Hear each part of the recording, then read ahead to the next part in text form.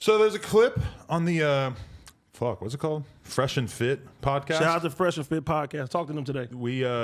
I tuned into this clip because everybody's been telling us that we got to fuck with them because they have kind of a poppin' podcast coming out of Miami, I believe. Mm-hmm. And there's one clip in particular. It's like 6 minutes long. I don't. This is one of the only clips I watched from their podcast, but it's a couple of dudes, fucking 10 girls, all sitting at this table.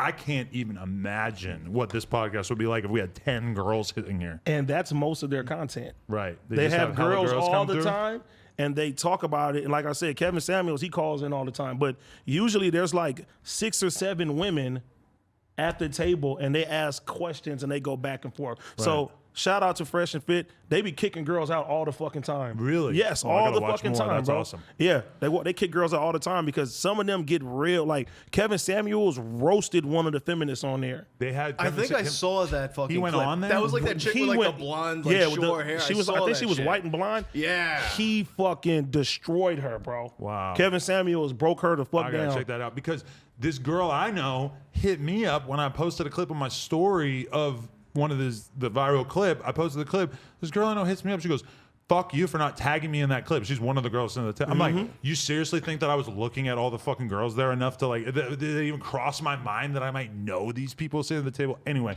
so there's this guy, Mr. Organic, who fucking I recently touched down with on Instagram, and he has a green beard, which is something that I might have to experiment with myself. I've never thought about dyeing my beard, but there's a lot of gray in it now at this point, so if I show up looking like I got fucking Ecto Cooler in my beard, you'll know what's going on. Anyway, he's sitting there, Mr. Organic. We're talking about Fresh and Fit right now, buddy. I'm Fresh and Fit. You know about them, though? The Fresh and Fit podcast? Hell yeah. Okay.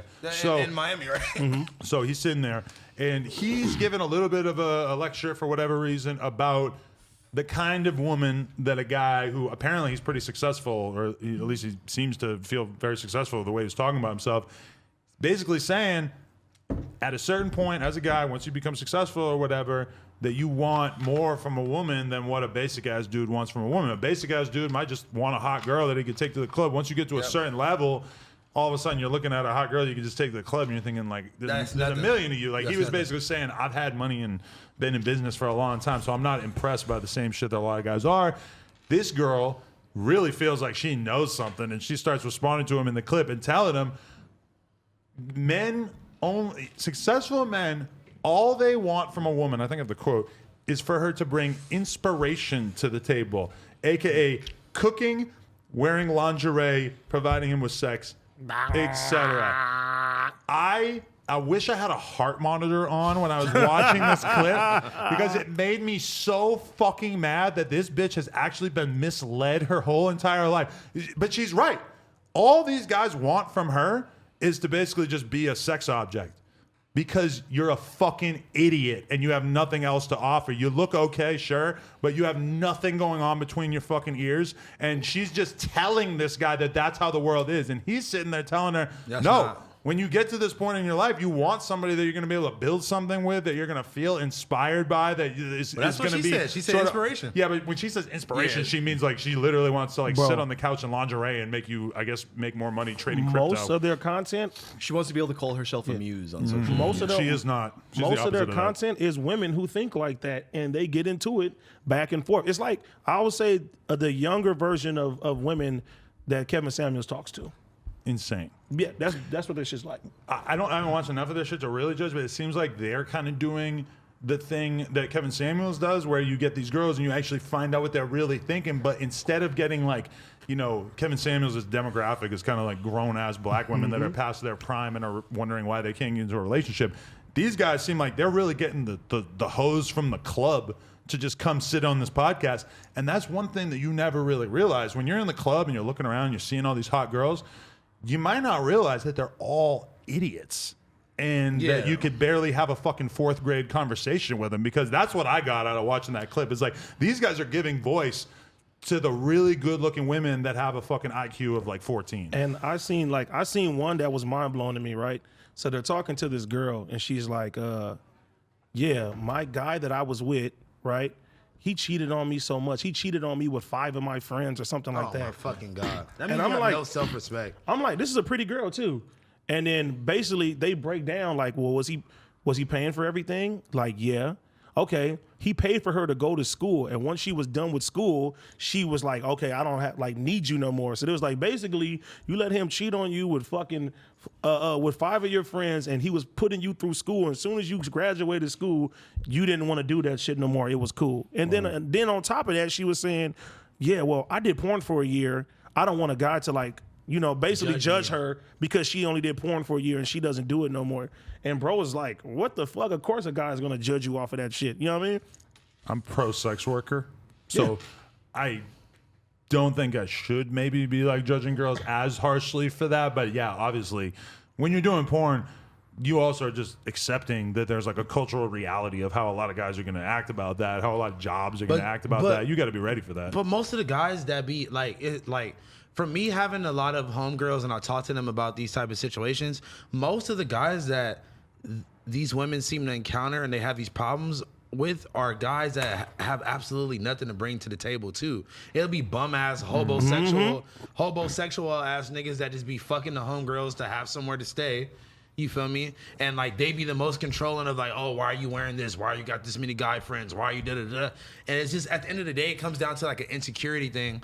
And I feel like a lot of men, if we we all at this table, I could say, are probably in a different predicament than like, a guy that's like down bad and just happens to like look up on a girl that has a lot of money and like popularity or whatever.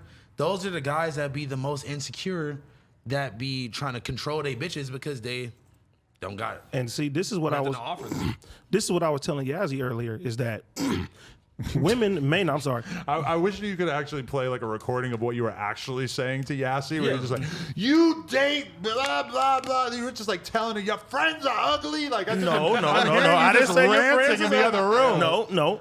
She said that she didn't like the way Kevin Samuels portrayed and how he talks, right? Mm-hmm. So I said, okay, if I use the same analogy with Yuri. I said, if Yuri said, hey, I want a girl like Kim Kardashian right now, and I'm not going to get with somebody until I get that. And if I told him, hey, Yuri, you're out of your fucking mind and think you're going to get Kim Kardashian, I said, is that being mean? She said, no. So I said, so what's the difference of telling a woman who looks not very attractive, who doesn't have a lot going for herself, that she's going to get a man that makes 7 figures that's in the top 10% of all men? It doesn't make no fucking sense. And that's basically what I was trying to tell her. I'm like, hey, you got homegirls that you call yourself that they're not attractive, right? She's like, yeah. And then said, yeah. So, and they have thoughts that they're going to get a nigga like Pooh Shiesty or something like that. Like, she says, yeah, I have to tell them all the time, you won't get them. Exactly. So what's the difference between a man telling you that and somebody else telling you that? And just horny as fuck. And I also said that women equate guys for the most part based off what we can provide for them. Hell yeah. And that's why, if you think about it, like with Yuri, like Yuri is, as a guy, Yuri's looks are not holding him back. If Yuri had $10 million, his looks immediately are not whatever. But then meanwhile, for like, if Yuri, if with a woman, it's kind of it's not really like that. If like a woman has $10 million and she looks like Rosie O'Donnell, I'll fuck the shit out of Rosie O'Donnell. Me too. Yeah, but you're a fucking you're really trying to live off a girl though. You're trying to use every part of the buffalo. I'm not. And that's the thing. That's right? weird. I never heard that analogy before. Oh my god, that's you. It's like, I'm not just using your pussy. I'm gonna use your whip. I'm gonna use your couch. I'm gonna jerk off in these tissues. I got my own couch. Yeah, but you could always use more. Okay, and let's say you're a great guy, right? And let's look what society has did, right? Yeah. You have a song like No Scrubs, TLC made. I don't want no scrub. Sitting in your best friend's ride, right? Yeah. You can be a great guy going through hard times, and you're telling women don't fuck with that guy. And then you got songs now, bro. It'd be so many tweets of girls be like, yeah, like niggas want you to hold them down, like on their way up. Like, I'll see you at the top. Like, but I won't even give you that chance until you're already there. But when it's reversed and we say we don't want a woman that we have to build up, it's like, oh, you're the fucking devil. Oh, that's fucking wrong. Oh, that's that. And that's basically what I was telling Yazzie. I'm like, the message, the way that he does it may not be the best way because it comes off as mean, but he's telling the truth. And until people get a fix of reality, they're going to be in fucked up situations. And a lot of women, the shocking thing to them about Kevin Samuels' content is that, okay, here is some content, here's an arena, an environment in which you're not going to get treated like a victim. And I think so many women in American culture are just not used to that because they're completely used to never being held accountable or being at fault. And so to see a guy actually say, like, no, like, you're not a victim and actually you're going to be judged on your own merits, just like men, at least while we're on this show, is unbelievably shocking to them. Yeah, and the thing is like what Bossa Nova said. He said, you don't have to call in. So if everything is going right in your life and you're getting these men that you so-called want, why are you even calling in to get advice from me anyway when you already know what I'm about to say? Because you're not getting that and you don't understand why. Yeah. I mean, I think that most of the women calling in are kind of acknowledging that there's something wrong. They just also don't want to be held accountable for it. And they all think that they're going to be the one to out-argue Kevin Samuels, even though he's pretty much like based his entire life around being able to win this argument. And he talks to men the same way. Yeah.